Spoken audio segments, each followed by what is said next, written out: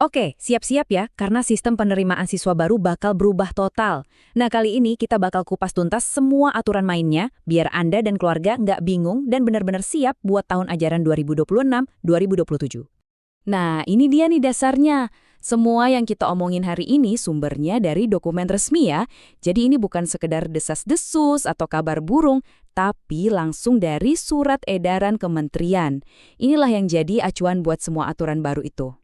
Nah, ini dia pertanyaan utamanya kan? Mungkin ini juga yang bikin banyak orang tua jadi deg-degan. Gimana sih sebenarnya cara kerja sistem yang baru ini?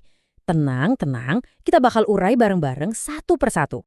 Jadi, di balik semua perubahan ini, ada satu tujuan besar, satu janji dari pemerintah.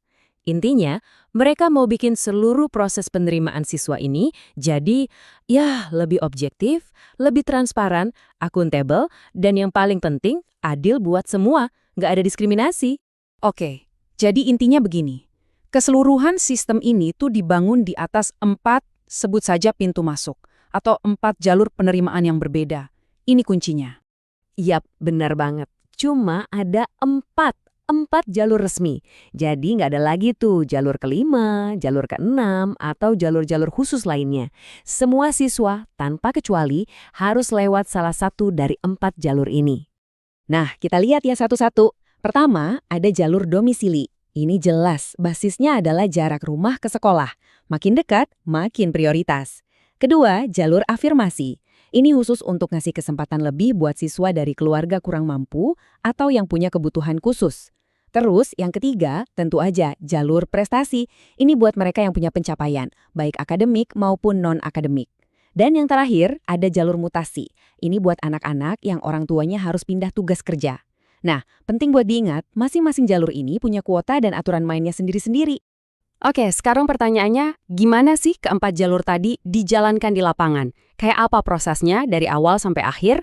Yuk kita lihat tahapannya. Jadi, prosesnya itu dibagi jadi 3 tahap besar. Tahap pertama itu perencanaan. Di sini, Pemda yang kerja. Mereka nentuin kuota tiap sekolah dan zona-zonanya. Lanjut ke tahap kedua, yaitu pelaksanaan. Nah, disinilah pendaftaran dibuka lewat 4 jalur tadi. Terakhir, tahap ketiga, pasca pelaksanaan. Ini terjadi setelah pengumuman. Jadi, buat siswa yang belum dapat sekolah, ada proses penempatan lagi, plus evaluasi keseluruhan sistemnya.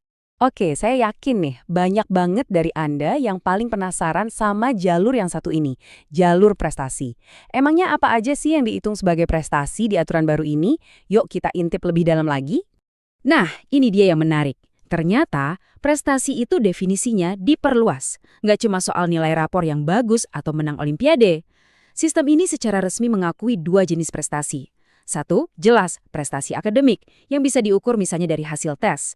Tapi yang kedua, dan ini nggak kalah penting, adalah prestasi non-akademik yang basisnya pengalaman kepemimpinan. Dan coba lihat deh rinciannya. Ini benar-benar game changer. Mungkin anak Anda pernah jadi ketua OSIS, atau MPK, atau organisasi siswa resmi lainnya di sekolah. Nah, sekarang pengalaman-pengalaman kayak gitu, itu resmi dihitung sebagai prestasi non-akademik loh. Keren kan? Ini artinya jiwa kepemimpinan itu sekarang diakui dan punya nilai tambah. Oke, kita lanjut ke skenario berikutnya. Pertanyaan yang juga nggak kalah penting, gimana kalau amit-amit seorang anak udah coba daftar lewat jalur-jalur tadi, tapi belum berhasil diterima? Apa terus ya udah selesai gitu aja? Eits, tunggu dulu. Jawabannya tentu saja tidak.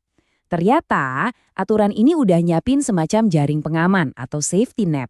Pemerintah daerah itu punya kewajiban loh buat memastikan nggak ada satupun anak yang sampai nggak dapat sekolah. Jadi, buat siswa yang belum lolos seleksi awal, Pemda bakal turun tangan langsung. Mereka yang akan bantu menyalurkan kemana. Bisa ke sekolah negeri lain yang kuotanya masih ada, bisa juga ke sekolah swasta, atau bahkan ke sekolah-sekolah yang dikelola oleh kementerian lain. Intinya, dicarikan jalan. Jadi, kalau kita simpulkan ya, benang merah dari semua aturan baru ini sebenarnya ada di 3 prinsip utama, adil, transparan, dan akuntabel. Tujuannya yaitu, biar proses yang selama ini mungkin terasa rumit dan bikin pusing, sekarang jadi lebih jelas, terbuka, dan bisa dipertanggungjawabkan ke semua pihak. Tentu saja, apa yang kita bahas ini kan rangkuman besarnya ya. Kalau Anda butuh informasi yang super detail atau punya pertanyaan yang sangat spesifik, nah jangan ragu buat langsung scan QR Code ini, nanti Anda akan langsung terhubung ke halaman tanya jawab resminya kementerian. Dan semua ini akhirnya membawa kita ke satu pertanyaan besar untuk direnungkan. Dengan aturan yang sudah dirancang sedemikian rupa, terstruktur, detail, apakah sistem baru ini pada akhirnya akan benar-benar berhasil menciptakan sistem yang lebih adil untuk setiap siswa di seluruh Indonesia? Nah, ini pertanyaan penting, dan jawabannya mungkin hanya waktu yang bisa membuktikan.